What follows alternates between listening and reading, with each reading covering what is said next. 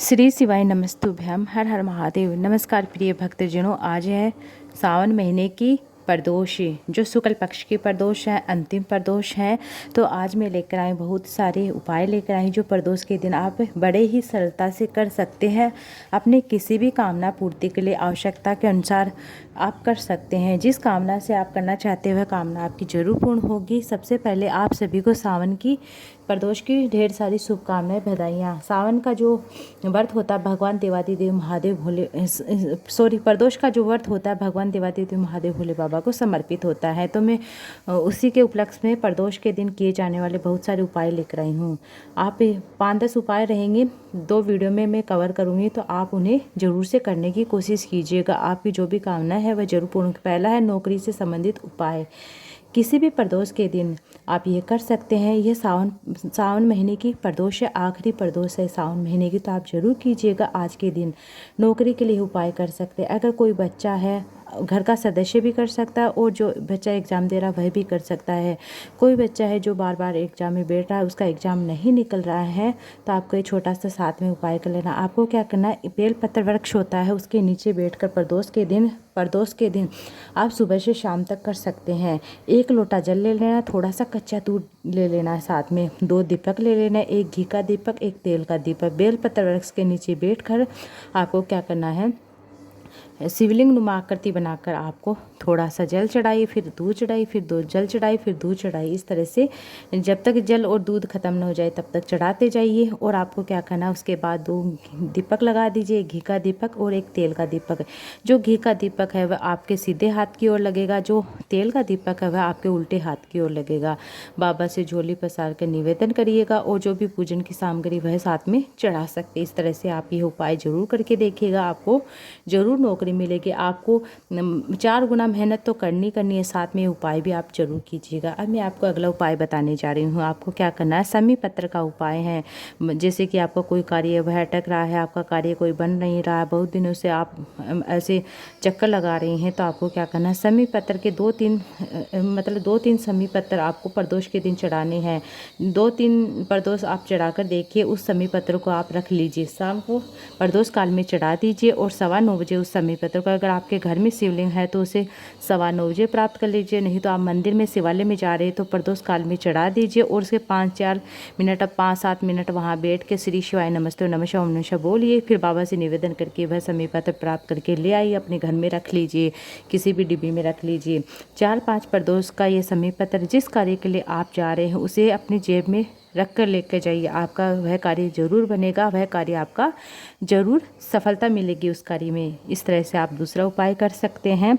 अब तीसरा उपाय है रोग मुक्ति का उपाय है। आपको जैसे कि आपके घर में किसी को बहुत ज़्यादा मतलब तकलीफ़ है, बीमारी है, तो आपको अवधूतेश्वर महादेव का स्मरण करते हुए यह उपाय करना है।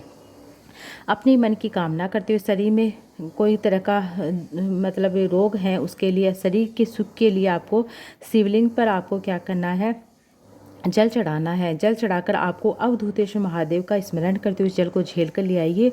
जहाँ शरीर में बहुत ज़्यादा कष्ट है वहाँ लगा लीजिए, नहीं तो आप इसका आचमन भी कर सकते हैं। इस तरह से आप यह तीसरा उपाय कर सकते हैं। अब चौथा उपाय इस प्रकार से है, जैसे कि सावन का अंतिम दिन ही चल रहे हैं, सावन के दिनों में आपको क्या करना है, रोग मुक्ति के लिए आपको 1 बेलपत्र शिवलिंग के ऊपर चढ़ाना। अगर आपके पास कुछ भी नहीं है तो आप शिवालय में जाइए, शिवलिंग पर चढ़ा बेलपत्र उठाकर उसे धोकर फिर से रोग मुक्ति के लिए आप चढ़ा दीजिए, और वहीं का 1 लोटा जल लेकर आप चढ़ा सकते हैं। अगर आप कहीं से निकल रहे हैं, शिवालय पास में आपको दिख गया तो आप चढ़ा दीजिए, वह रोग मुक्ति के लिए होता। आप सुबह या शाम कभी भी कर सकते हैं, लेकिन सावन का महीना चल रहा तो आप शाम को भी जल चढ़ा सकते हैं। रात्रि होने से पहले पहले आपको जल चढ़ा देना है।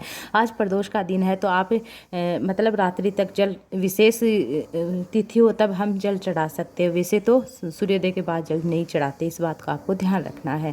अब मैं आपको अगला उपाय बताने जा रही हूँ।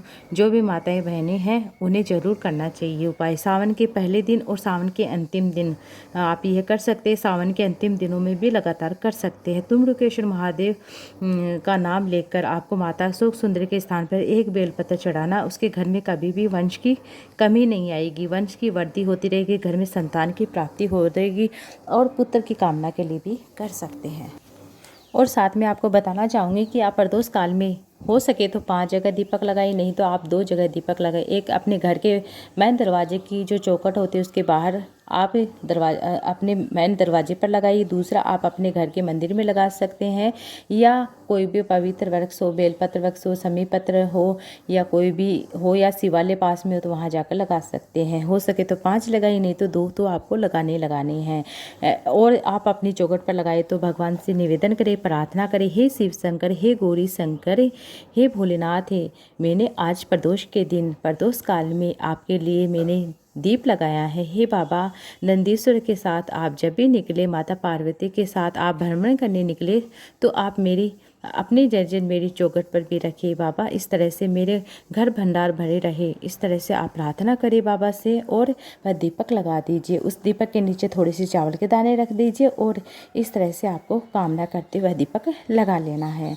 इस तरह से आपको आज का ये उपाय कर लेना है। अब 5वां उपाय है कि गुरुजी ने बताया कि आपको जो प्रदोष पड़े प्रयास करना है, जैसे कि 1 लोटा जल ले लीजिए, उसके अंदर 5 बेलपत्र मिले तो 5 बेलपत्र, नहीं तो 1 बेलपत्र मिले तो 1 बेलपत्र, समी पत्र, हरे मूंग के दाने, थोड़े से गुड़ थोड़ा सा डालकर 1 लोटा जल लेकर आपको क्या करना है, फिर से सुन लीजिएगा, 1 लोटा जल लेना है। उसके अंदर आपको 1 बेलपत्र मिले तो 1 बेलपत्र, 5 मिले तो 5 समी पत्र, हरा मूंग और थोड़ा सा गुड़ डालकर भगवान शिव का स्मरण करते हुए प्रदोष के दिन आपको प्रदोष काल में जाना है। प्रदोष के दिन प्रदोष काल में जाना है, और आप अपने घर में 1 दीपक लगा कर जाइए। जैसे कि आपका कोई कार्य अटक रहा है, या कोई आपका घर का सदस्य है वह एग्ज़ाम दे रहा है, वह आगे नहीं निकल रहा है, व्यापार नहीं चल रहा है, कर्जा बढ़ रहा है, धन नहीं आ रहा है, कोई समस्या बहुत ज़्यादा प्रबल है, तो आप ये उपाय कर सकते हैं। 1 लोटा जल, समी पत्र, हरे मूंग के दाने, गुड़ डालकर शिवलिंग पर भगवान देवादिदेव महादेव भोले बाबा का स्मरण करते हुए श्री शिवाय नमस्ते नमः शिवाय ओम नमः शिवाय बोलते हुए आपको वह 1 लोटा जल आपको शिवलिंग के ऊपर अपने मन की कामना करते, अपने मन का भाव प्रकट करते हुए आपको वह चढ़ा देना है। 5 प्रदोष करके देखिएगा, आपकी वह कामना जरूर पूर्ण होगी। आप आज ही से शुरू कर दीजिएगा, 5 प्रदोष आप नियम ले लीजिएगा, आपकी जो भी कामना वह अवश्य पूर्ण होगी। अब मैं आपको अगला उपाय बताने जा रही हूँ।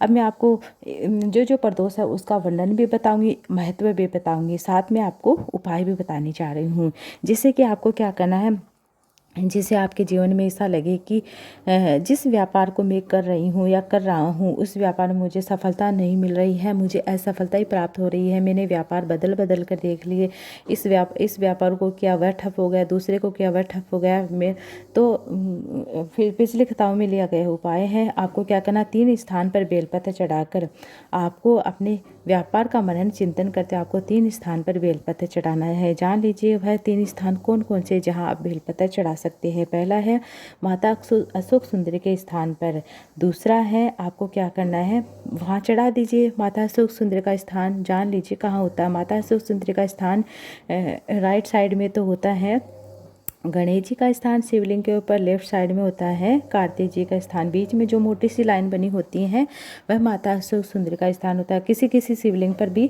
जैसे कि सर्पनुमा आकृति बनी रहती है, वह बीच में वह माता अशोक सुंदरी का स्थान होता है, वहाँ पर आपको चढ़ाना है। और दूसरा बेलपत्र आपको देवादिदेव महादेव भोले बाबा की 5 पुत्रियों का स्मरण करते हुए, जया, विशरा, शामली वाली, दोतली, देव, इनका स्मरण करते हुए जो जलाधारी बंधी रहती है, बूंद बूंद करके जल जिसमें से गिरता है वहाँ चढ़ा देना है। अगर वह नहीं बंधी रहती है तो आप शिवलिंग पर भी देवादिदेव महादेव भोले बाबा की 5 बेटियां जया, विशरा, शामली वाली, दोतली, देव, इनका नाम लेते हुए आपको शिवलिंग के ऊपर चढ़ा सकते हैं।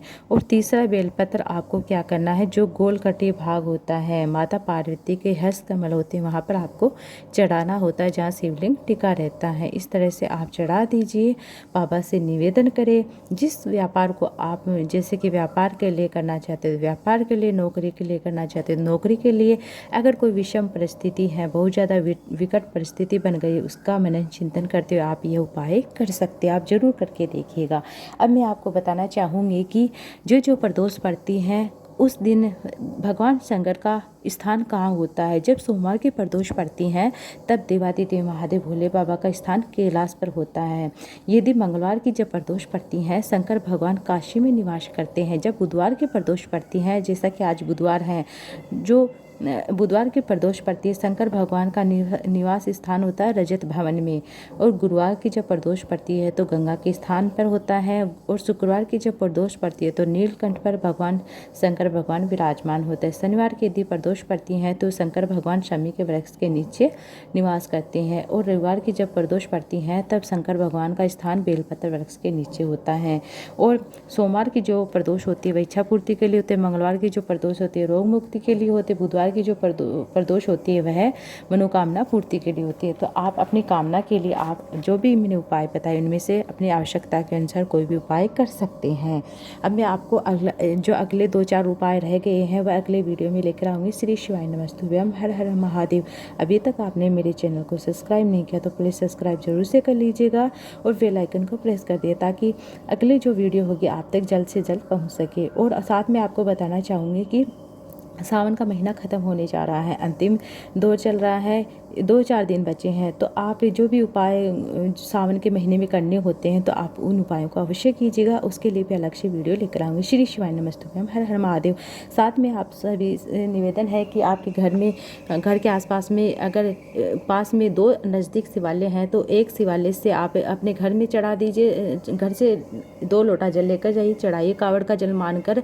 और आपको साथ में क्या करना है, और उस जहाँ आपने शिवालय में चढ़ाया उस शिवालय से जल लेकर दूसरे शिवालय में आप चढ़ाने जाइए। बाबा से निवेदन करें, हे भोलेनाथ मैंने कावड़ का जल स्वीकार करना, मैंने कावड़ का जल आपको अर्पित किया। इस तरह से अपने मन की कामना करते हो। और जब यह जल आप लेकर जा रहे तो आप अपने घर में स्वास्तिक बनाकर जाइए। 2 स्वास्तिक right side left side, right side में हल्दी से बना दिए, लेफ्ट साइड में कुमकुम से बना दिए और तिलक विलक करके आपको इस तरह से जाना है। और आप अपने मतलब कहीं दूसरी जगह जा रहे हैं आज के दिन तो आपको क्या करना है, अपनी झोली में संतान की कामना के लिए अपनी झोली में आखा दाना, जिसे हम चावल का दाना कहते हैं, वह डालकर ले जाइए बाबा से। जब आप कोई भी पवित्र नदी स्थान है वहाँ पर आप जल भर रहे हैं तो आपको क्या करना, वहाँ से अपनी झोली में डाल कर ले जाइए। और आपको क्या करना है कि जब जल भर ले तो आपको, जब आप दूसरे मंदिर में आप जल चढ़ाने आपने प्रण किया कि मैं इस यहाँ से जल चढ़ाकर वहाँ तक जाऊँगी, तो आपको क्या करना है, अपनी झोली में चावल घर से ले जाना है। और जल भरने के बाद आपको, जब आप शिवलिंग पर जल चढ़ा रहे हो तो जल चढ़ाने के बाद वह चावल के दाने चढ़ा देने हैं बाबा से, फिर निवेदन करके 2-4 दाने ले आने हैं और बाबा को संतान की कामना के लिए उपाय कर लेना है। इस तरह से आपको छोटे छोटे उपाय मैंने बताए हैं, आप जरूर करने का प्रयास कीजिएगा। आपकी कामना है वह जरूर पूर्ण होगी। श्री शिवाय नमस्तुभ्यम, हर हर महादेव।